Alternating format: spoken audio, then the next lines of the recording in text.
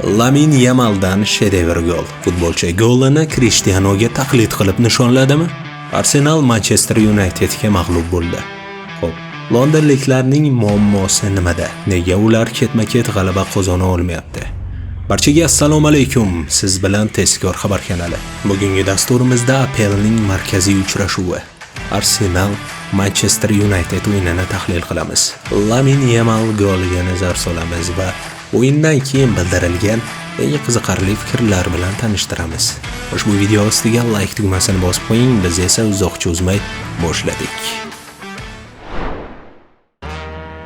Kecha tunda APL doirasida markaziy uchrashuv Manchester United Arsenal o'rtasida bo'lib o'tdi. Qizil iblislar yana top 4likka kirib oldi. Juda ham muhim o'yin. Dastlab hamma kutgan manzara bilan o'yin boshlandi. Arsenal to'p bilan, United esa ikkinchi raqamli bo'lib o'ynadi. Dastlab Arsenal o'zini o'z uyida o'ynagandek his qildi. To'p nazorati, paslar, pressing hammasi zo'r edi.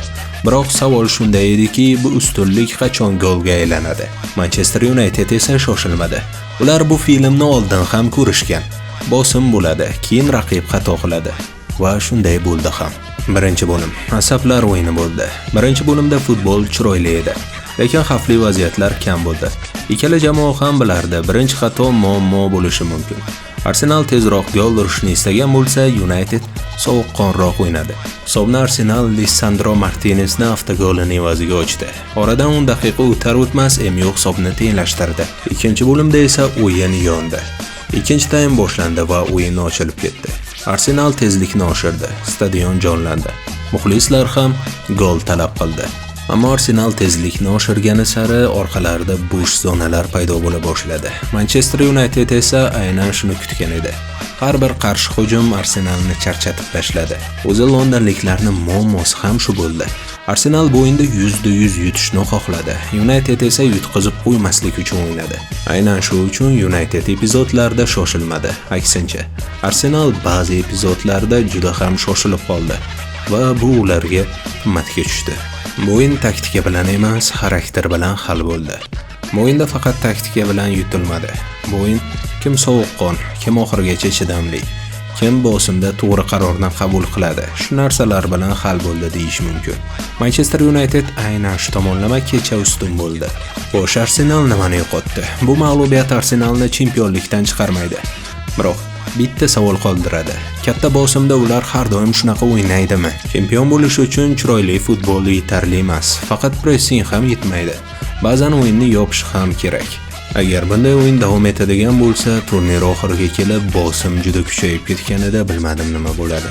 United nimani yutdi?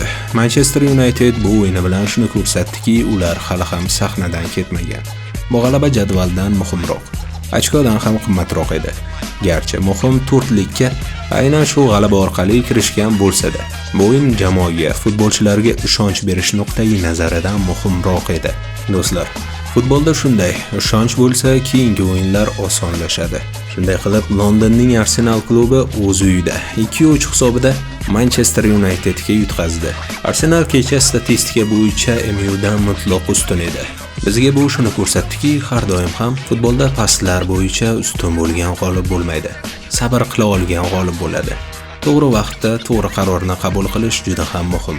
Eng muhimi esa realizatsiya. Agar bu bo'lmaydigan bo'lsa, juda ham qiyin. Manchester United shu sinovdan o'tdi. Arsenal esa xulosa chiqarishi kerak. Sababi City ularning ortidan izma-iz kelmoqda. Aks holda Pepga farqi yo'q.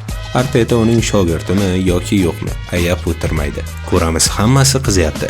Bu o'yin yana APLdagi chempionlik jangi uchun intrigani qaytargandek.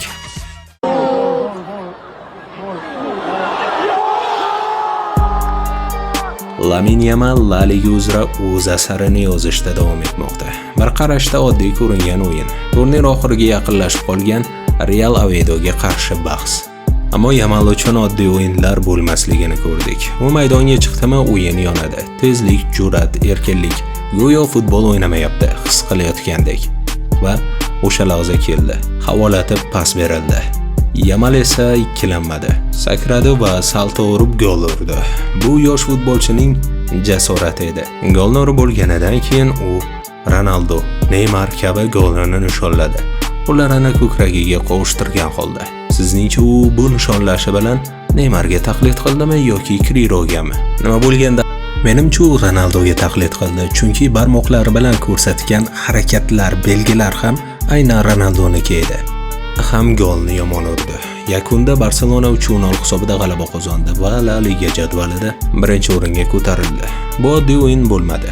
Bu yosh iste'dodning yana bir sahifasi edi. O'yinlar yakuniga yetganidan keyin qiziqarli fikrlar bildirildi. Hozir shu haqida. Ehtimol barchasi bir o'yinga bog'liqdir. Liverpool bilan o'yin butunlay boshqacha edi. Nottingham Forest bilan uchrashuvimiz ham birinchi, ikkinchi o'yinlardan farq qilgandi. Agar orqaga qarasangiz, biz bu o'yinlarda hech qachon o'tkazib yubormaganmiz va 5 ta katta imkoniyatni qo'ldan boy berganmiz. Chunki biz har 3 kunda futbol o'ynayapmiz. O'ylaymanki, ushbu kontekstdagi musobaqalarni, ayniqsa o'yinchilarning individual yoki jamoaviy chiqishlar nuqtai nazaridan farqlash men uchun juda ham qiyin. Ammo bu hayot. Biz ketma-ket 3 ta Premier Liga o'yinida g'alaba qozona olmadik va endi ochko to'plashimiz kerak, deydi Arteta. Do'stlar, sizningcha APLni mana shu mavsumida kim g'alaba qozonadi? Arsenal yoki City? Bu borada o'z fikringizni albatta izohga yozing. Barselona bosh murabbiyi Hans Flick transfer oynasi borasida o'zining fikrini bildirdi. Qishki transferlar oynasi biz uchun yopiq deb o'ylayman, deydi Flick. Mana shu yerda ma'lumotlarimiz yakuniga yetdi. Bugungi videomiz yoqqan bo'lsa, like tugmasini bosib qo'ying. Kanalga obuna bo'lib, qo'ng'iroqchani yoqib qo'yadigan bo'lsangiz, birinchilardan bo'lib rasmiy transferlar, tahlillar borasidagi yangiliklarni tomosha qilib borasiz. Kelgusi dasturda yaxshi kayfiyat ila ko'rishguncha, xayr, salomat bo'ling.